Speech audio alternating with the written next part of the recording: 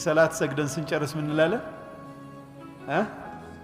ወንጀል ሰርተናል እንዴ? አስተግፊሩላህ ምንል ከሰላት በኋላ ሰላት ሰግደን ስናበቃ ሶስት ጊዜ ምን እንላለን? አስተግፊሩላህ አስተግፊሩላህ አስተግፊሩላህ። ተውባ እናደርጋለን፣ ወደ አላህ እንመለሳለን። ወንጀል ሰርተን አይደለም፣ ግን ሰላቴ አንተን የሚገባህን አይነት አይደለችምና አጓድያለሁ ብዙ ነገርና ማረኝ ማለት ነው።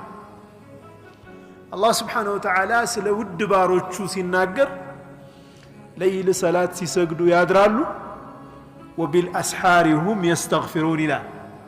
ስሑር ሲመጣ ንጋቱ ሲደርስ እነኚህ የአላህ ባሮች ልዩ ባህሪያቸው ምንድነው? እስትግፋር ያደርጋሉ፣ ወደ አላህ ይመለሳሉ።